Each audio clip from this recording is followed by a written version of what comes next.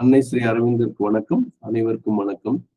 இன்று 2024ஆம் ஆண்டு மே மாதம் 23ஆம் தேதி வியாழக்கிழமை காலை நம் பயில்களை தொடர்கிறோம்.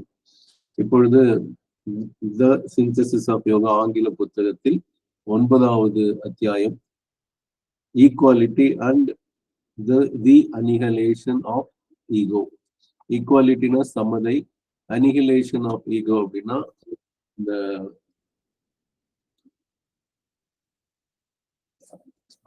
ஆணவத்தின் அழிவுன்னு சொல்லலாம். என்னங்கம்மா புவனேஸ்வரிமா? வணக்கம் சார். நம்ம தமிழ் வாசிக்கணும் அதனுடைய பழையத்துல முடியல. அப்புறம் அதனுடைய இத கொஞ்சம் சொல்லலாம்னு நீங்க சொன்னீங்க சார். எல்லாம் அந்த சாப்டர்னுடைய வந்துடும். இப்ப நம்ம படிக்க போற பொதுவாவே அரவிந்தர் முடிக்கும் போதும் ஆரம்பிக்கும் போதும் அந்த மாதிரி செய்வார். முந்தினதோட ஜிஸ்ட் அதுல வந்துடும். பார்ப்போம், சரிங்களா? எல்லாமே கலந்துதான் இருக்கும். ஓகே, தமிழ்ல அப்ப பிரியமா அதை போடுங்க. நன்றி சார்.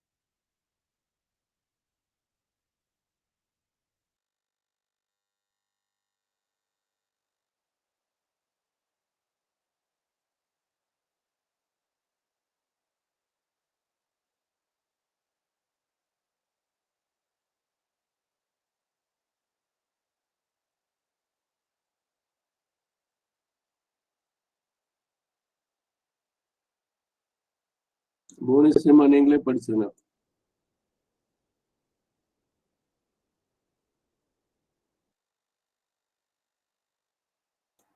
யார் வாசிக்கிறது சார்? யார் வாசிக்கிறது? உங்க பேர் தான் சொல்லணும், நீங்களே வாசிங்க. சரிங்க சார், தேங்க்யூ. பக்கம் 346. பாதி இதை நீங்க மெயின்ல கொண்டு வந்துருங்க பிரியமா, ஸ்கிரீன்ல ஓரமா இருக்கு. சரிங்க சார், ஒரு நிமிஷம். எனக்கு கொஞ்சம் பெருசு பண்ண சார்.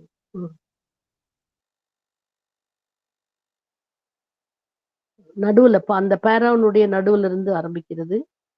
ஏனெனில் நமது மனித சங்கற்பம் பரமசக்தியிடமிருந்து பிரிந்து வழி தவறி அலையும் ஓர் ஒளிக்கதிராகும்.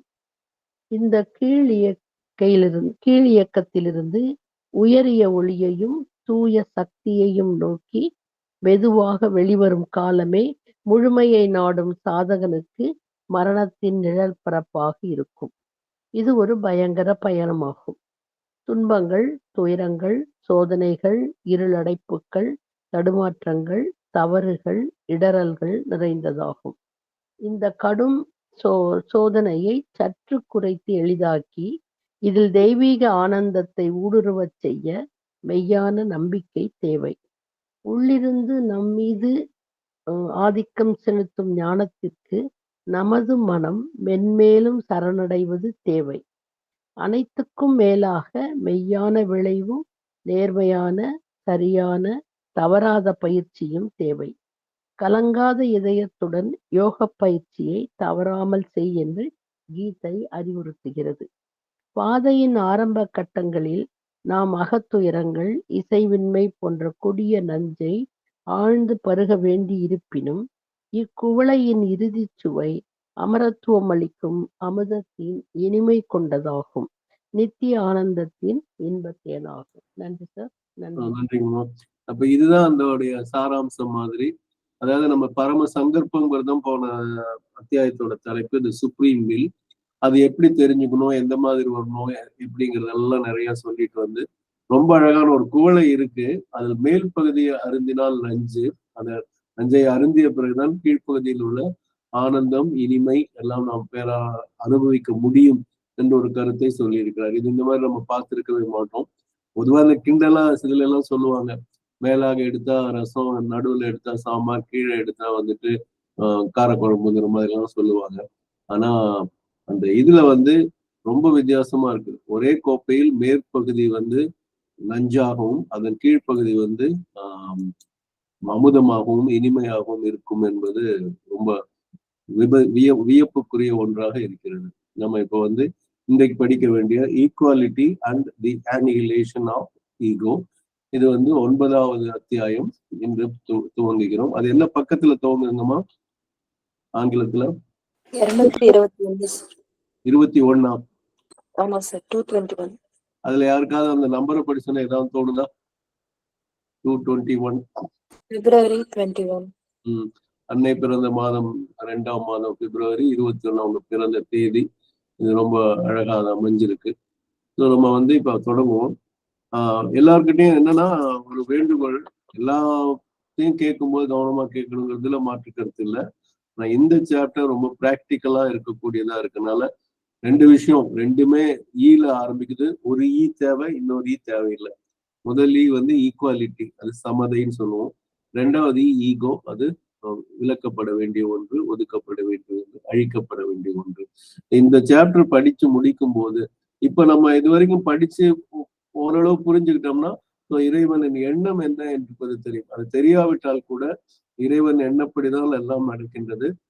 நாம் என்று எதுவும் இல்லை என்ற ஒரு எண்ணம் வந்திருக்கும். அதுதான் போன அத்தியாயத்தின் சாராம்சமாக சொல்ல வேண்டும்.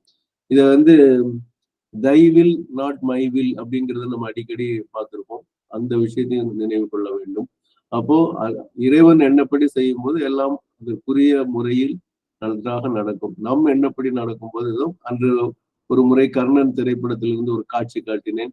கர்ணன் உன்னுடைய முதல் மகன், ஊர் அறியாமல் பிறந்த முதல் மகன் உயிரோடு இருக்கிறான் கிருஷ்ணன் சொன்னோட சரி அவ்வளவுதானே, நான் போய் அவர்கிட்ட பேசி கௌரவர்களுக்கு விலகி நம்ம பாண்டவர்களோட சேர சொல்லிடுறேன் அப்படின்னு ரொம்ப அழகா அரசாங்கத்துக்கு பூராமே அவர்கிட்ட இது பண்ணிடலாங்கிற மாதிரி சொல்லும் போது சரி நீ போய் கேளு, ஒருவேளை நீ சொன்னது கேட்கலன்னா நான் சொன்னது கேட்டுட்டு உடனே அந்த போன வேகத்துல குந்தி அம்மா திரும்பி வந்து ஆமாமா நான் நினைச்சது நடக்காது, நீ சொன்னதான் நடக்கும், என்ன செய்யணும்னு சொல்லும் போதுதான் 2 வாரம் கேளு, நாகாஸ்திரத்தை ஒரு தடவைக்கு மேல இது பண்ண மாட்டேன், அர்ஜுனனை தவிர வேற யாரையும் கொள்ள மாட்டேங்கிறதெல்லாம் கேட்கறதுதான் சுப்ரீம் மில்லுக்குரிய ஒரு விஷயமா நம்ம பார்க்கணும். இந்த மாதிரி நிறைய சொல்லிட்டே போலாம். வந்து நம்ம சுப்ரீமிலோட எதை இணைந்தோம் என்றால் நம்முடைய அதற்கு முதல்ல சமர்ப்பணம் எப்படி எல்லாம் கிடைக்கும். இந்த முதல் பேரா படிக்கும் போதே போன அத்தியாயத்தின் ஒரு சுருக்கம், சாராம்சம், சாறு இதுல இருக்கும். அது இந்த அத்தியாயத்துக்கும் இட்டு செல்ற மாதிரி இருக்கும். அப்படிதான் ஸ்ரீ அரவிந்தர் வந்து அழகா ஒன்றிலிருந்து இந்த ஒரு ஃப்ளோ ஆகிறது நல்லா தெரியும். An entire self-consecration, a complete equality, an unsparing effacement of the ego, a transforming deliverance of the nature from its ignorant modes of action are the steps by which the surrender of all the being and nature to the divine will can be prepared and achieved. A self-giving, true, total and without reserve. முதல் திருப்பி படிப்போம். An entire self-consecration, முழுமையான தன்னையே அளிக்கும் தன்மை, தன்னையே சமர்ப்பிக்கும் தன்மை, என்டையர் முழுமையாக எந்த நீக்கமோ ஏதோ இடுக்கு கூட பாக்கி இல்லாம கொடுக்க வேண்டிய செல்ஃப் கான்சென்ட்ரேஷன், கம்ப்ளீட் ஈக்குவாலிட்டி. அப்போ முழுமையான சமதை, ஒரு சமநிலை. தமிழ்ல இன்னொரு சொல்லுவாங்க, இருவினை ஒப்புநோக்கு, நல்வினை தீவினை எதுவானாலும் ஒரே ஒப்பாக ஒன்றாக பார்க்கும் தன்மை. சோ நல்ல வெற்றி கிடைக்கும் போது கொண்டாடுவதோ, தோல்வி அடையும் போது தூளாமலோ இருப்பது. சரிங்களா? அது வந்து கம்ப்ளீட் ஈக்குவாலிட்டி. அங்க என்டையர்னு ஒரு வார்த்தை போட்டா நீங்க கம்ப்ளீட்னு போடுறாரு. அப்புறம் an unsparing effacement of the ego. ஈகோங்கிறது ஆணவம். அதை வந்து அன்ஸ்பேர்னு ஏதோ இப்போ வெள்ளைன்னு இருக்கும்போது எப்படி ஒரு கரும்புள்ளி இருந்தா அந்த கரும்புள்ளி தெளிவா தெரியுமோ, அது மாதிரி அந்த கரும்புள்ளி கூட இல்லாம 1% கூட இல்லைங்க, அவ்வளவு பெரிய ஏரியால அந்த சிறு புள்ளி ஒரு less than a percent சொல்ல முடியாது. அதை கூட ஸ்பேர் பண்ணாம அன்ஸ்பேரிங் effacement அழிக்கிறது, துடைத்து அழித்தது. அதுதான் யூஸ்வலா போர்டு எல்லாம் அழிக்கிறதுக்கு இஃபேஸ் த போர்டுங்கிற மாதிரி சொல்லுவாங்க. ஃபேஸ் இஃபேஸ், அந்த இதுல முகத்துல இருக்கிறது போகிற மாதிரி. an unsparing effacement of the ego. இது முதல்ல வந்து an entire self consecration, ரெண்டாவது complete equality, மூணாவது வந்து an unsparing effacement of the ego, நாலாவது a transforming deliverance of the nature from its ignorant modes. அப்ப வந்து இயற்கையை மாற்ற வேண்டும். அது எப்படி இருக்கணும்னா டெலிவர்னா இங்க வந்து நீங்க குழந்தை பெறுவது கூட டெலிவரின்னு சொல்லுவோம். ஒரு போஸ்ட் வந்தா கூட டெலிவரி ஆயிடுச்சுன்னு சொல்லுவோம். அப்படின்னா ஒன்றிலிருந்து இன்னொரு போறது. அப்ப டிரான்ஸ்ஃபார்மிங் டெலிவரன்ஸ் அப்படின்னா அதை விடுபடுதல் அப்படிங்கிற பொருள்ல வரும். அப்ப டிரான்ஸ்ஃபார்ம் திருவுருமாற்றம் அடையக்கூடிய டெலிவரன்ஸ் ஆஃப் த நேச்சர், இயற்கையின் அந்த திருவுருமாற்றம் அடையக்கூடிய விடுதலை எங்க இருக்கு? இப்போ நேச்சர் எப்படி இருக்கு? ஃப்ரம் இட்ஸ் இக்னோரன்ட், எதுல இருந்து விடுதலை என்று சொன்னா from its ignorant modes of action. அப்போ நம்ம செயல்புரிகிறோம், ஆனால் அந்த இயற்கை அறியாமையின் பால் செயல்புரிகிறது, அதிலிருந்து ஒரு விடுதலை. இந்த நான்கும் சேர்ந்தால்தான் the steps or the steps by which the surrender of all the being, the surrender of all the nature to the divine will can be prepared and achieved. அப்போ அந்த இறை சங்கற்பத்துக்கு நம்ம சுப்ரீம் வில் போன அத்தியாயத்துல படிச்சது அதே வார்த்தை இங்க டிவைன் வில் போட்டுருக்காங்க. அதற்கு நாம் சரணம் அடைவதற்கு இந்த நான்கையும் செய்தால் அவைகளே அடிகளாக இருக்கும். ஒவ்வொரு ஸ்டெப்ஸாக ஒவ்வொரு அடிகளாக இருக்கும். அது எப்படி இருக்கும்? அது அப்பதான் அது அநியமாக தயார்னு சொல்லக்கூடிய அநியமாக இருக்கும், அச்சீவ், அதை அடையவும் முடியும். அதுக்கு இன்னொன்னு என்ன சொன்னாங்க, அந்த surrender of all the being, இன்னொரு வார்த்தை என்ன, செல்ஃப் கிவிங், தன்னையே அளிக்கும் தன்மை, சுய சமர்ப்பணம். அது எப்படி மூன்றாக இருக்கும் என்றால் ட்ரூ, மெய்யாக இருக்கும், டோட்டல் முழுமையாக இருக்கும், அண்ட் வித்தவுட் எனி ரிசர்வ், எந்தவித நிபந்தனைகள் ஏதும் இல்லாத கொடுப்பதாகட்டும். இந்த வித்தவுட்டுங்கிறதும் அன்ஸ்பேரிங்கிறதும் கிட்டத்தட்ட ஒரே பொருள்ல வரும். வித்தவுட் ரிசர்வ்ங்கிறதும் அன்ஸ்பேரிங் கொஞ்சம் முன்னாடி படிச்சு. ஸோ இப்போ அந்த சென்டென்ஸ் படிக்கிறேன்.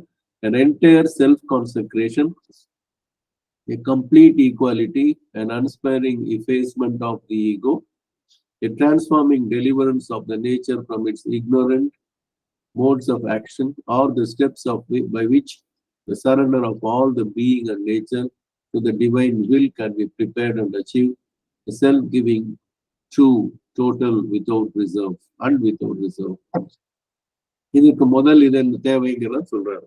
The first necessity is an entire spirit of self-consecration, in our words. It must become first the constant will, then the ingrained need in all the being, finally its automatic but living and conscious habit, the self-existent turn to do all action as a sacrifice to the Supreme and to the veiled power present in us and in all beings and in all the workings of the universe. இப்ப the first necessity, இப்ப முதல்ல அநியமாக இருந்து அடைவதற்குண்டான வழிகளை சொன்னார் 4 முறையாக. இப்பொழுது அதனோட தேவை, the first necessity is an entire spirit of self-consecration in our works.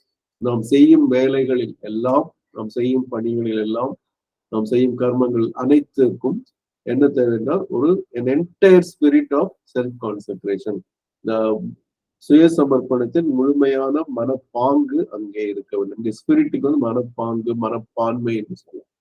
It must become first the constant will. அப்ப அந்த செல்ஃப் கான்சென்ட்ரேஷன் முதல்ல எப்படி இருக்குன்னா தொடர்ந்த ஒரு சங்கற்பமாக, இடைவிடாத சங்கற்பமாக இருக்க வேண்டும். எப்பொழுதும் அந்த எண்ணம் எப்படி இதய துடிப்பும் மூச்சு வாங்கி விடுவதும் எப்படி கான்ஸ்டன்டா நமக்குள்ள இருக்கிறதோ அதே போல இந்த செல்ஃப் கான்சென்ட்ரேஷனும் அப்படி இருக்கணும் அப்படின்னா. ரெண்டாவது then the ingrained need in all the being.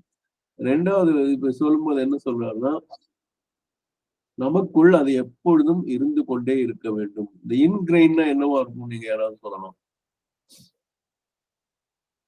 கிரெயின்னா என்ன, இன்கிரெயின்னா என்ன சொல்லுங்க. கிரெயின்னா தானியம் சார், தானியம். இன்கிரெயின்னா அந்த நெல்லுக்குள்ள உமிக்குள்ள அரிசி, அந்த நெல் அரிசி இருக்கிறது போல மூடி இருக்கிற மாதிரி தோணுது எனக்கு. ஓகே. ஆனா அதுக்கு அந்த வார்த்தைமா பார்க்கும்போது அப்படி இருக்கும். ஆனா இங்க எப்படின்னா டு ஃபிக்ஸ் டீப்லி ஆர் இன்டெலிபிளி அப்படின்னு போட்டுருங்க. as in the mind, a system that has been ingrained for generations could not be easily undone by change from the top. அப்போ இது ரொம்ப ஆழமாக அழிக்க முடியாம நிலைநிறுத்தப்பட்ட ஒன்று. To fix deeply or indelibly as in the mind அப்படின்னு சொல்லுவாங்க. அர்கைக் அப்படிங்கும்போது பழமையில இந்த to dye or strain into the fibre of, இந்த டை அடிக்கிறோம்னு சொல்றோம்ல, அந்த நூல்கள் எல்லாம் சாயம் அடிக்கிறது. இப்ப டீப் சீட்டட் அப்படின்னு அர்த்தம். இப்ப நீங்க சொல்ற அந்த இதுக்கு இப்ப அன்கிரெயின் இருக்கு, அது என்னன்னு பார்ப்போம். இது வந்து ரொம்ப ஆழமாக இருக்கிறது என்ற பொருள்ல தான் வருது, சரிங்களா? கிரெயினா பெனிட்ரேட்.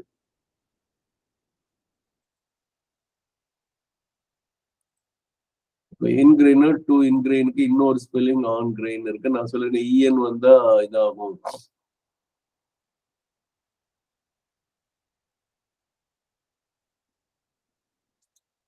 கிரெயின்னா நீங்க சொன்ன small dry one seeded fruit cereal grass having the fruit and seed was united. இதுதான் நீங்க சொன்ன விதை.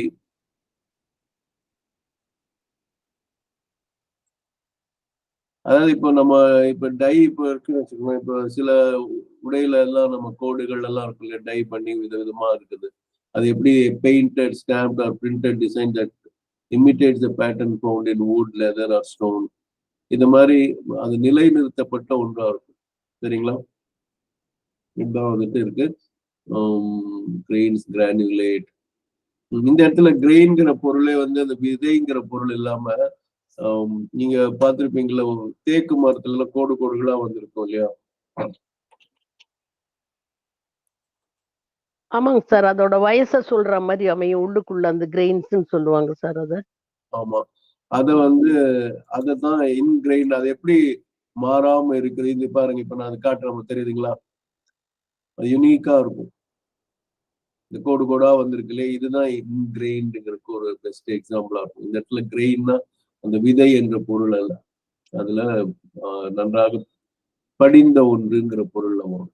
அப்ப இந்த இடத்துல பாத்தீங்கன்னா then the ingrained need in all the being. அப்போ இதுல என்ன நல்லா கவனிங்கன்னா, அந்த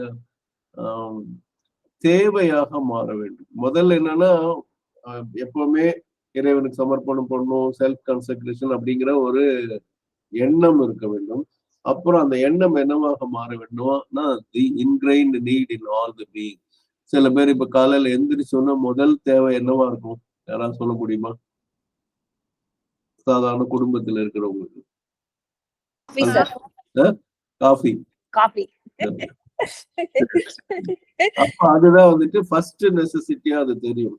அப்போ அது வந்து என்ன ஆகும்னா, அந்த இன்கிரைன்ட் நீடா இருக்கும்போது காலையில அந்த நேரத்துல காஃபி வரலன்னா குடிக்காதவங்களுடைய இது பாத்தீங்கன்னா, சில பேர் சாமி ஆடுவாங்க, சில பேர் தலைவலி வந்துடும், அப்படியே பிடிச்சிட்டு உட்கார்ந்துருவாங்க. பால் கார் வரல, இல்ல காஃபி பொடி இல்ல, சர்க்கரை இல்ல, ஏதோ ஒண்ணு சொல்லும் போது காஃபி இல்லைன்னு சொல்லும் போது அவங்களுக்கு ரொம்ப அது ஒரு இதா இருக்கும். அப்ப அந்த தேவை இன்கிரைன்ட் நீடா மாறிடுது. இப்ப அவங்க கேட்ட உடனே நான் வேற யாருமே அந்த அந்த காஃபிங்கிறது தான் நான் எதிர்பார்த்த பதில். பம்மல் சித்ராமா அதை சொல்லிட்டாங்க. அப்ப வந்து பெரியவங்க பரவாயில்ல. அப்ப வந்து then the ingrained need in all the being. அப்ப வந்து அதே மாதிரி தவறான பழக்கங்கள், மது பழக்கம் ரொம்ப அடிமையானவங்க வந்து அது அது ரத்தத்துல பூரா அது இருக்கும். அது என்ன ஆகும்னா விரலெல்லாம் கையெல்லாம் நடுங்க ஆரம்பிச்சிரும்னு சொல்லுவாங்க அந்த நேரத்துல அவங்க அறந்தா விட்டா. அப்போ அது வந்து தவறான இன்கிரைன் நீடா இருக்கும். இந்த இடத்துல சரியான இன்கிரைன் நீடுனா என்னன்னா, நம்ம வந்து அந்த சமர்ப்பணம், சுய சமர்ப்பணம் என்பது மிக தேவையான ஒன்று. ஏன்னா இப்போ நம்ம இதெல்லாம் படிச்சுட்டு இருக்கிறதுனால நம்ம இதை டிஸ்கஸ் எல்லாம் பண்ணிட்டு இருக்கோம். இப்படி எல்லாம் ஒரு கான்செப்ட் இருக்குன்னே ஒரு ஒரு கூட்டம், ஒரு பெரும் கூட்டம் போயிட்டு இருக்கு தெரியுமா? அது பாட்டு போயிட்டு இருக்கு. நான் சொல்ற பாயிண்ட் புரியுதா? இப்படி எல்லாம் ஒண்ணு இருக்கு, கான்செப்ட்ஸ் எல்லாம் இருக்குன்னே தெரியாம அது பாட்டுக்கு அவங்க பாட்டுக்கு வாழ்ந்துட்டு இருக்காங்க ஒரு நார்மல் லைஃப்னு சொல்லக்கூடிய வாழ்க்கை. அப்போ வந்து இதை சொல்லுங்க புவனேஸ்வரிமா. அரவிந்தர் அன்னையோட புக்ஸ் படிக்கிறதுக்கு முன்னாடி நாங்களும் அப்படிதான் இருந்தோம் சார். நானும் அப்படிதான் இருந்தேன். உண்மை. அப்புறம் தான் இதெல்லாம் தெரிய ஆரம்பிக்கிறது அவராலதான். நன்றி. இப்ப இந்த மாதிரி படிச்ச பிறகு இப்ப என்ன ஆகும், அது வந்து இன்கிரைன்ட் நீட், அது தேவை. அந்த செல்ஃப் கான்சென்ட்ரேஷன் ரொம்ப ரொம்ப தேவை. இந்த வேலையில் நாம் சமர்ப்பணம் செய்ய வேண்டிய ஒரு தேவை இருக்கிறது என்பதை, அதை எப்படி அந்த மரத்தின் வரிகள் வந்து நீக்க முடியாதோ அது மாதிரி நம்ம இருந்து இந்த தேவையை நீக்க முடியாத அளவுக்கு ஒன்றாக மாறிவிடும். இது ரெண்டாவது step. Finally it's automatic but living unconscious habit. அது வந்து அப்போ வந்து ஒரு தானாக செய்யக்கூடிய ஒன்றா இருக்கும். லிவிங் அன்கான்சியஸ் ஹேபிட், ஒரு பழக்கமாக இருக்கும் சொல்றேன். இதை நான் விளக்கம் சொல்வதற்கு முன்னால இந்த வரிகள் ஆட்டோமேட்டிக்ங்கிறதும் லிவிங் அண்ட் கான்சியஸ் வரும். படிச்ச உடனே ஸ்ரீ அரவிந்தனுடைய இன்னொரு வரிகள் நமக்கு ஞாபகம் வரும். அதுவும் இதுவும் ஒரே வரிகள் தான், ஏன்னா ஒரே கான்செப்ட்ல தான் சொல்றாங்க. என்னன்னு சொல்லுங்க பார்ப்போம். சொல்லுங்க பிரியாமா. சார், சுய சமர்ப்பணம் வந்து ஆட்டோமேட்டனா இருக்கக்கூடாது, எதுல ஜீவன் உள்ளதா இருக்கு. தாமோதர் புக்ல இருக்கு. தாமோதர் புக்ல சரண்டர் வந்து ஒரு மெக்கானிக்கல் சரண்டரா பாசிவ் சரண்டரா இருக்கக்கூடாதுன்னு ஒரு வார்த்தை படிச்சிருப்போம் இல்லையா? ஞாபகம் இருக்கா? அதுதானே சொல்ல வந்தீங்க. அப்ப அந்த இங்கேயும் வந்துட்டு வேற கான்செப்ட் கிடையாது. இங்கேயும் வந்துட்டு அங்க சரண்டர்ங்கிறாங்க, இங்க செல்ஃப் கான்சென்ட்ரேஷன் சொல்றாங்க. இப்ப ரெண்டுமே வந்துட்டு அது ரொம்ப முக்கியங்கிறத பார்க்கணும். இப்ப நம்ம அந்த வரிகளையும் நம்ம பார்த்துருவோம்.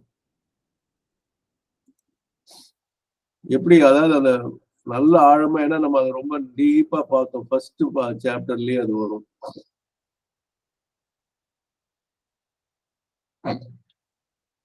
There must be total and sincere surrender அப்படிங்கிறத பார்த்தோம்.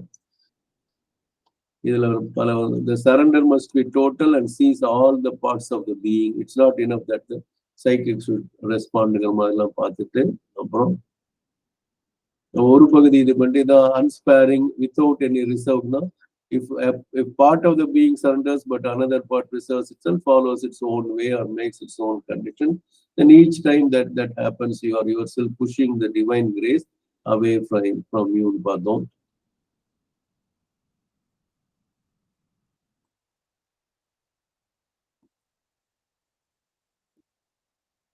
அது கடைசியில வாங்கணும்.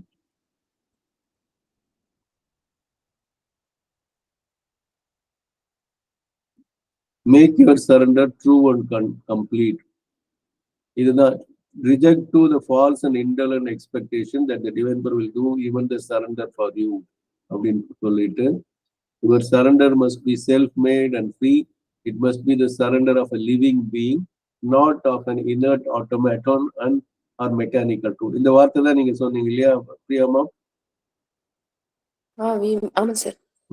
An inert passivity is constantly confused the real surrender, but out of an inert passivity nothing true and powerful can come. இப்ப சரண்டர்ங்கிறது என்னால ஒண்ணும் முடியாதுங்க அப்படிங்கிற மாதிரி ஒரு மாதிரி விட்டேத்தியா நம்ம சரண்டர் பண்ணோம்னு வச்சுக்கீங்களேன். என் கையில என்ன இருக்கு அப்படிங்கிற மாதிரி. இது வந்து ஆன்மீகம் கிடையாது, ஒரு சோம்பேறித்தனம் அப்படிங்கிற மாதிரி ஒரு சொல்லுவாங்க. சரியா? அதனால இதை வந்து நம்ம கண்டிப்பா நினைவு கூறத்தக்கது என்பதால் அந்த வரிகளையும் நம்ம இப்ப பார்த்தோம். So finally it is automatic but living and conscious. அதனால அந்த லிவிங் அண்ட் கான்சியஸ் நான் டச் பண்ண மாட்டேன். நான் வந்து அது ஒரு பழக்கமாக மாறிவிட வேண்டும். இப்ப காஃபியை பத்தி அவங்க சொன்னாங்கல்ல, அது மாதிரி வந்து லிவிங், அது காஃபியும் சரி மதுவும் சரி நெகட்டிவான விஷயம். காஃபில வந்து கஃபைன் ஒண்ணு இருக்கு, அது நம்மளுடைய பிபி அந்த நேரத்துல ஊக்கத்தை கொடுக்குற மாதிரி இருக்கும். ஆனா அதுக்கப்புறம் அது கஃபைன் வந்து நம்ம ரொம்ப தொல்லப்படுத்தும், நரம்பு தளர்ச்சிக்கெல்லாம் வாய்ப்பு கொடுக்கும். அதனால இது வந்து இந்த சமர்ப்பணம் என்பது ஒரு பழக்கமாக இருக்க வேண்டும். ஆட்டோமேட்டிக்னா இயல்பா தானாக இருக்க வேண்டிய பழக்கம். அதுக்காக ஒரு இயந்திரத்தனமாக இல்லாமல் உயிரோட்டம் உள்ளதாக, உயிர் உள்ளதாக, உணர்வுள்ளதாக ஒரு பழக்கமாக மாற வேண்டும். அது இறுதி பகுதி. முதல்ல வந்து தொடர்ந்த சங்கல்பம், இரண்டாவது வந்து ஒரு உள்ளீடான ஒரு தேவையாக இருக்க வேண்டும். மூன்றாவது அது ஒரு இயல்பான தானாக உருவாகும் உயிருள்ள உணர்ச்சி உள்ள பழக்கமாக மாற வேண்டும். The self-existent to do all action as a sacrifice to the supreme and to the veiled power present in us and in all beings and in all the workings of the universe. But the self-existent turn, நமக்குள்ளேயே அது இருக்கிறது, ஒரு மாற்றம், அந்த மடைமாற்றி செல்லக்கூடிய தன்மை.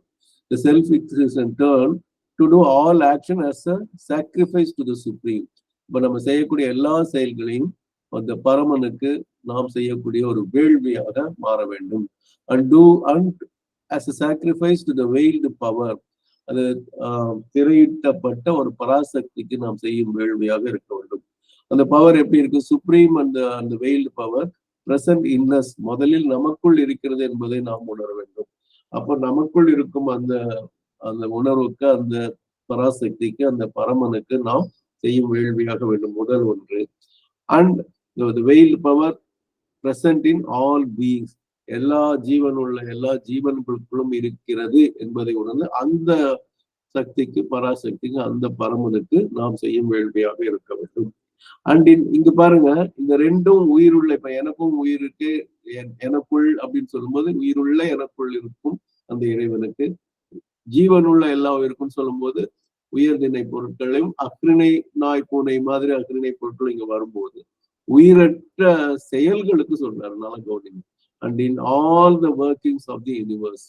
அப்ப இந்த பிரபஞ்சத்தில் இயக்கக்கூடிய அத்தனை இயக்கங்களிலும் மறைந்து இருக்கக்கூடிய அந்த பராசக்திக்கும், அந்த பரமனுக்கும், அந்த பரமாத்மாவுக்கும் நம்முடைய the self existence to do all action as a sacrifice, எல்லா செயல்களையும் ஒரு வேள்வியாக செய்யக்கூடிய தன்மை வேணும்.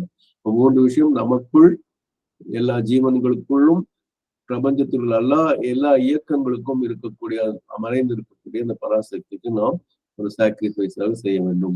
இப்ப நான் அது இங்கிலீஷ்ல திருப்பி முழுமையா படிக்கிறேன். The first necessity is an entire spirit of self-consecration in our works. It must become first the constant will, then the ingrained need in all the being. Finally, it's automatic but living and conscious habit. The self-existent turn to do all action as a sacrifice to the Supreme, unto the veiled power present in us and in all beings and in all the workings of the universe. இதை நான் அடுத்த sentence போறதுக்கு முன்னாடி பாகியலட்சுமி அம்மா, நீங்க இப்ப அந்த தமிழ் பகுதியை படிச்சிருங்க. படிக்கிற மாதிரி இருக்கீங்க இல்லையா? கார்ல இருக்கிற பேக் இருக்குதுங்க சார், போன்ல தான் பாத்துட்டு இருக்கிறேங்க. நாளைக்கு இல்லங்கம்மா, புக்கே உங்களுக்கு பக்கமாக வந்துடும், அதை பார்த்து நீங்க படிச்சீங்கன்னா போதும். சரிங்க.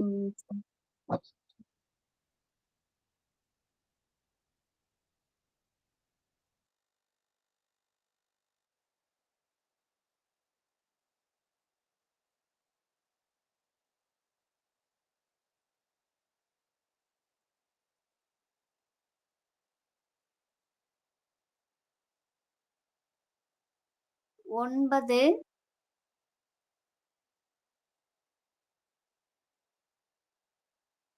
சமதையும் அகங்காரத்தின் அழிவும். முழு ஜீவனையும் முழு இயல்பையும் இறைவனின் சித்தத்துக்கு அர்ப்பணிப்பதை ஆயத்தம் செய்து நிறைவேற்றுவது பல கட்டங்களினூடே நிகழ்கிறது. முழுமையான சுய சமர்ப்பணம், பூரண சமதை, அகங்காரத்தை இடைவிடாமல் துடைத்தழித்தல், அறியாமையை சார்ந்த செயல்முறைகளிலிருந்து இயல்பை விடுவித்து உருமாற்றுதல், இவையே அக்கட்டங்கள். இதுவே மெய்யான முழுமையான விதிவிலக்கற்ற சுய சமர்ப்பணத்திற்கான வழி. நம் செயல்களில் நாம் நம்மையே முழுமையாக அர்ப்பணிக்கும் பான்மையே முதற் தேவை. முதலில் இது இடைவிடாத சங்கற்பமாக வேண்டும். பின்னர் அதுவே ஜீவன் முழுவதிலும் உள்ளார்ந்து உணரப்படும் தேவையாக வேண்டும்.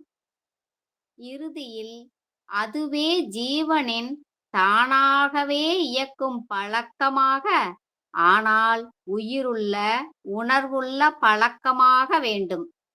நம்முள்ளும் பிரபஞ்சத்தின் எல்லா உயிர்களிலும் இயக்கங்களிலும் மறைந்துள்ள பராசக்திக்கும் இறைவனுக்கும் செய்யப்படும் வேள்வியாகவே எல்லா செயல்களையும் செய்வது தானாகவே நடைபெறும் இயக்கமாக வேண்டும். நன்றிங்க சார். அடுத்த வரிதான் ரொம்ப அருமையான, சின்ன ரொம்ப சுருக்கமா சொல்லுவாரு, ரொம்ப அழகா இருக்கும் பாருங்க.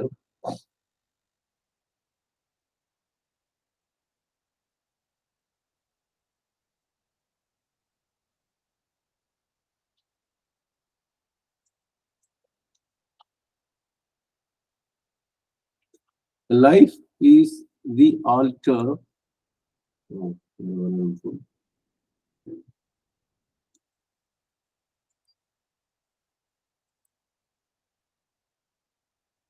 Life is the altar of the sacrifice. works are our offering. ரொம்ப மணிமணியான சொற்கள். A transcendent and universal power and presence, as such, rather felt or glimpsed than known or seen by us, is the deity to whom they are offered. நல்லா கவனிங்க. அப்போ alter, தி alter அப்படின்னா தமிழ்ல எதை சொல்லுவீங்க பொதுவா? இங்க மொழியாக்கத்துல வேற இருக்கு. பொதுவான ஆங்கிலத்துல அந்த ஆல்டர்னா புவனேஸ்வரமா சொல்லுங்கம்மா. சமயக்கட்டு சொல்லுவாங்க சார். பலிபீடம். பலிபீடம் தான் சரியான சொல். அந்த பலி கொடுக்கக்கூடிய இடம்னு சொல்லுவாங்க. விலங்குகளையும் அதை ஒண்ணு அது அந்த ஐரோப்பிய பக்கம் எல்லாம் அது பார்த்துருக்கோம். ஆனா இந்த இடத்துல நம்ம நாட்டுல எனக்கு இதுதான் அந்த விஷயம் தெரிஞ்சு அவங்க மொழியாக்கம் பண்ணதுனால அது அவர் என்ன எழுதுனா பலி பீடம்ங்கிற சொல்ல பயன்படுத்தாம வேள்வி குண்டம் அப்படிங்கிற யாக குண்டம் அப்படிங்கிற பொருள்ல. இப்ப வாழ்க்கை என்பது அந்த யாக குண்டம் அல்லது வேள்வி குண்டம். அதுலயும் நம்ம வந்து எல்லா பொருள் அரிசியோ வேற ஏதோ கூடவையோ ஏதோ ஒண்ணு உள்ள போறோம். பலினா அழித்தல்ங்கிற பொருள்ல தான் இங்க எடுக்கணும். Life is the altar of the sacrifice. அப்ப நம்ம லைஃப்னா உடனே கழுத்தெடுத்து அந்த வாழ்க்கையை கொடுக்கறது இல்லை. அந்த வாழ்க்கை என்பதே ஒரு வேள்வி குண்டமாக இருக்கிறது. நாம் செய்யும் செயல்கள் தான் அதுக்கு செய்யக்கூடிய ஆஃபரிங், ஆகுதின்னு சொல்லுவாங்க. நெய் போல, நெருப்பு போல, அந்த நெருப்பு வாங்கி கொள்ளும் நெருப்பில் நாம் இடக்கூடிய அரிசியோ எதாக இருந்தாலும் நாம் செய்யும் அனைத்து செயல்களும் இருக்கும். இதை நீங்க என்ன பண்ணணும், ஒரு நல்ல ஒரு கற்பனை செய்தால் வாழ்க்கை என்பது வேள்வி குண்டம், செய்யும் செயல்கள் அதில் இடும் நெய்வேதனம் அப்படின்னு சொல்லலாம். அது நல்ல மனசுக்குள்ள அப்படியே கற்பனை செஞ்சுட்டே பண்ணிட்டு அப்புறம் நம்ம இப்ப இந்த விரலை இப்படி ஆட்டுறதுல இருந்து நான் பேசுறதுல இருந்து நீங்க புரிஞ்சுக்கிற வரைக்கும் எல்லாத்தையும் அந்த வேள்வியாக செய்ய தொடங்கினா நமக்கு தேவையான மாற்றம் வரும். இதுல என்ன ரொம்ப அழகா புவனேஸ்வரி அம்மா நீங்க ஒரு கேள்வி கேட்டீங்க, போன அத்தியாயத்தோட சாராம்சம் என்னன்னு. அதை இங்க ஒரு லைட்டா கோடிட்டு காட்டுறாருப்பாங்க. A transcendent power and universal power, a transcendent presence and universal presence. இப்ப ரெண்டு இருக்கு. எல்லாம் கடந்த பராசக்தி, பிரபஞ்ச சக்தி, இது ஒரு ரெண்டு. அப்புறம் எல்லாம் கடந்த ஒரு இருப்பு அல்லது பிரபஞ்சத்தின் இருப்பு. As at rather felt or glimpsed, இது நம்மளால உணர முடிஞ்சிருக்கு. ரேதர் ஃபெல்ட், ஒரு வேளை உணர முடிந்தது போல் அப்படின்னு ஒரு இருக்கு. ரேதர் கிளிம்ஸ்ட், லேசா அப்படி போன மாதிரி இருக்க தவிர என்னன்னு அதோடைய கருப்பா சிவப்பா உயரமா குள்ளமா எதுவுமே தெரியாம ஒரு கிளிம்ஸ், லேசா ஒரு இது தெரிஞ்சிருக்கு நமக்கு அந்த பராசக்தியை பத்தியும் அந்த இருப்பை பத்தியும். நமக்கு தெரியாத பார்த்ததில்லை அப்படின்னா தேர் நோன் ஆர் சீன், நமக்கு நன்றாக தெரிந்ததுன்னு சொல்ல முடியாது. அறிந்தது, அறியாதது, தெரிந்தது, தெரியாதது, புரிந்தது, புரியாதது மாதிரி எல்லாம் சொல்ல முடியாது. நோன், பார்த்ததும் கிடையாது. நாட் சீன், ஏன்னா கிளிம்ஸ் தான் வந்திருக்கு. பையஸ் இந்த டெய்டி, அந்த இறைவனை நாம் முழுமையாக தெரிந்து கொள்ளவில்லை, முழுமையாக பார்க்கவில்லை, ஏதோ கொஞ்சம் உணர்ந்திருக்கிறோம். இப்ப இதெல்லாம் படிச்சதுனால சில நேரம் லைட்டா ஒரு உருக்கம் வரலாம், இப்படிப்பட்ட பராசக்தியா அப்படின்னு எல்லாம் வரலாம். அன்னையை பற்றி பேசும்போதோ அல்ல அன்னையுடைய அதிசயங்கள் நமக்குள்ள நடக்கும் போதோ அதெல்லாம் உணரலாம். ஆனா முழுமையாக பார்த்தோம் என்றோ தெரிந்து கொண்டோம் என்றோ யாராவது சொல்ல முடியாது. அதனால அப்படிப்பட்ட ஒரு deity to whom they are offered, அப்படிப்பட்ட தெய்வத்துக்கு இந்த வேள்வி குண்டத்தில் இருக்கிற வேள்வியை நாம் அளிக்கிறோம் அப்படிங்கிறது பகுதி. Life is the altar of the sacrifice, works are our offering, a transcendent and universal power and presence, as yet rather felt or glimpsed than known or seen by us, is the deity to whom they are offered. புவனேஸ்வரமா, இப்ப அந்த connection புரியுதா உங்களுக்கு? முதல்ல கேட்டீங்கல்ல, நல்லா புரியுது sir. அதுதான் நானுமே உங்ககிட்ட சொல்ல நினைச்சது. இந்த சுப்ரீம் வில் வர்றதுக்கு முன்னாடி மற்றதெல்லாம் சொல்லிட்டு வந்தாரு, எப்படி எப்படி விரியுது பரவுது அப்படின்லாம். கடைசியில எல்லா செயல்களுக்கும் அடிப்படை அவர் தான், சுப்ரீம் வில் தான் செய்யறாங்க, நம்ம செய்யறோம்னு நம்ம நினைச்சுக்கிட்டு இருக்கிறோங்கிற மாதிரி. சுப்ரீம் வில் தான் செய்யுதுங்கிற போது நன்மையும் தீமையும் அங்கேயே அவரே செய்யற போது நம்ம ஊடால எதுக்கு வந்தோங்கிற கேள்வியும் வருது. ஆனா தனி ஒருத்தனுடைய உள்ளத்துக்குள்ள இருந்து அவங்க வழியா இறைவன் செய்யறாங்கிறது அப்புறமா புரிபடுது. ஆனா அது கூட அவன் நினைச்சு செய்யறது இல்ல, ஏதோ ஒண்ணு உள்ள போந்து ஆட்டி விக்குது அப்படிங்கிறது தெரியுது. ஆனா இதுல இன்னொரு விஷயம் எனக்கு புரியல சார். என்னன்னா தனி மனிதனையும் உள்ள கூட்டிட்டு வந்து நானும் செய்யறேன்னு அவங்களும் உள்ள பூந்துக்கிட்டு அப்புறம் எந்தெந்த விஷயங்கள்ல நீ உள்ள நுழையிற தனி மனுஷன் என்ன தீர்மானிக்கிற அது எப்படி டவுன் ஆகுது அப்படி எல்லாம் போட்டு குழப்பி எல்லாம் கஷ்டத்தையும் கொடுத்து அங்கங்க நல்லதையும் கொடுத்து கடைசியில நீனு ஒண்ணு இல்ல எல்லாம் நான் தான் அப்படிங்கறத எஸ்டாப்ளிஷ் பண்றாரு இந்த சுப்ரீம் பில்லுன்னு எனக்கு தோணுச்சு. அதுதான் அந்த கோப்பை நம்ம அந்த குழப்பமெல்லாம் இந்த நஞ்சின் பகுதி குழப்பத்துக்கெல்லாம் அது குடிச்சு முடிச்ச அப்புறம் காஃபி எல்லாம் குடிச்சு முடிச்ச அப்புறம் அமுதம் வரப்போகுது. சரிங்களா? அதுல ஒரு அந்த கம்பாரிசன்ல ஒரு விஷயம் ரொம்ப நல்லா புரிஞ்சுச்சா.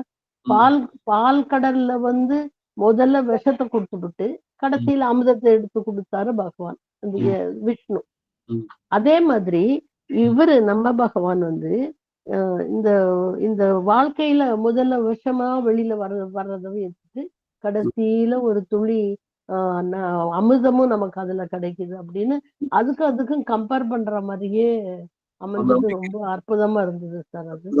அதனால இதுல நீலகண்டனும் நாம தான், நீலவண்ண சியாமல வண்ண விஷ்ணுவும் நாம தான்.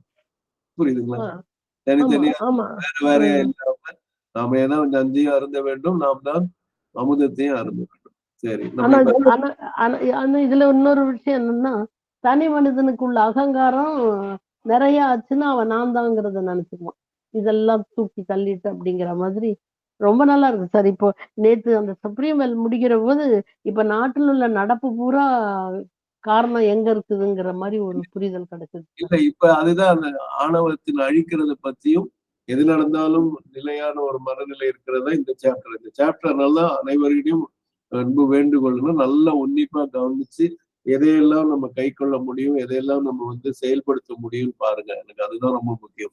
போனது படிச்சது பூரா தத்துவங்கள், அதிகமான தத்துவங்கள். இதுலதான் அந்த செயல்முறை வழிமுறைகள் எல்லாம் இதுலதான் இருக்கும். This sacrifice, this self-consecration has two sides of it.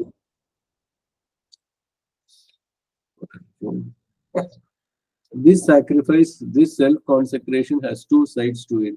There is the work itself and there is the spirit in which it is done. The spirit of worship to the master of works in all that we see, think and experience. இதோட அந்த பத்தி முடியுதுன்னு நினைக்கிறேன். Okay. This sacrifice in the வேள்வி, this self-consecration, இந்த சுய சமர்ப்பணம், இதற்கு இரண்டு பக்கங்கள் உள்ளன, இரண்டு அம்சங்கள் உள்ளன. Has two sides to it. There is the work itself, அந்த பணி, அந்த செயல், அது கர்மம், அது உள்ளது. And there is the spirit in which it is done. அந்த எந்த மனப்பான்மையில் நீங்கள் செய்கிறீர்கள் அந்த ஒன்று இருக்கிறது. அந்த எப்படிப்பட்ட spirit? The spirit of worship. அது என்ன மனப்பாங்கு? The spirit of worship to the master of works. In all that we see, in all that we think, in all that we experience. இப்ப மாஸ்டர் ஆஃப் ஒர்க்ஸ் அந்த வேலைக்குரிய தலைவர், பணிகளுக்குரிய செயல்களுக்குரிய தலைவர் இருக்கிறார். அவர் எங்க இருக்கிறார்? நாம் எதெல்லாம் அனுபவிக்கிறோமோ அந்த அனுபவங்களில் அவர் இருக்கிறார். எதெல்லாம் நினைக்கின்றோமோ அந்த நினைவுகளில், எண்ணங்களில் அவர் இருக்கிறார். எதெல்லாம் பார்க்கிறாரோ அதில் எல்லாம் அவர் இருக்கிறார். இப்போ திருப்பி புவனேஸ்வரம் பாட்டி அந்த கேள்வி கேட்கிறேன். அந்த பாட்டின் முதல் வரி ஞாபகம் இருக்கா? All that we see. இல்ல யார் சொன்னாலும் சரி. நேற்று ஒரு பாட்டு வீடியோல போட்டோம். சொல்லுங்க பாக்கியலட்சுமி. சார் அது என்ன போட்டுச்சு? பாட்டும் நானே பாடலும் நானே அதுங்களா? இல்ல நேற்று நீங்க வரலன்னு நினைக்கிறேன். அது முடிச்ச பிறகு வீடியோ அடிக்கடி யூடியூப் போட்டா ஏதாவது இதாதுன்னு சொல்லிட்டு கட் பண்ணி வைப்போம். சொல்லுங்க புவனேஸ்வரி. கண்ணில் காணும் காட்சிகளில் இறைவன் இருக்கிறார், கண்ணில் காணும் காட்சிகளிலும் இறைவன் இருக்கிறான். அந்த மாதிரி டைட்டில், அந்த மாதிரி முதல் வரி தொடங்கும் இல்ல சார் அந்த பாட்டு? கண்ணில் தெரியும் காட்சிகளில் எல்லாம் கடவுள் இருக்கிறார். வசந்தாமா, நீங்களும் அதான் சொல்ல வந்தீங்களா? வசந்தாமா, நீங்க தானே கை வைத்து நினைக்கிறேன். ஓகே. இப்ப அந்த in all that we singற அந்த வார்த்தை, இந்த வார்த்தை எப்படி பொருந்ததுன்னு பாருங்க. The spirit of worship to the master of works in all that we see, all that we think, all that we experience. அது இல்லாம செயல் தலைவர் இருக்கிறார். அவருக்கு நாம் ஒரு வழிபடுதலாக நம்மளுடைய மனப்பாங்கு இருக்க வேண்டும். நாம் செய்யும் செயல்கள் மூலமாக வழிபடும். இந்த work is the best prayer அப்படின்னு பெஸ்ட் மெடிடேஷன் அடிக்கடி சொல்லுவாங்க. மெடிடேஷன் பண்ணாம இருந்தா கூட பிரச்சனை இல்லை, வேலை செய்யும் போது இந்த மனப்பாங்கோட வேலை செய்தோம்னா அதுவே மிக சிறப்பாக இருக்கும். பானுமதியம்மா, நீங்க வந்து இப்போ பவானியம்மா நீங்க படிக்கிறீங்களா? அந்த படிக்கிறேன் சார். புக் வந்து ஒரு படிக்கிறேன். ஸ்கிரீன்ல வரும், இது புது ரூல். இப்போ நீங்க கவனிச்சிருக்கீங்களா தெரியல, அந்த ஸ்கிரீன்ல வர்றதை பார்த்து அது கூட படிச்சு. Okay sir. Okay sir.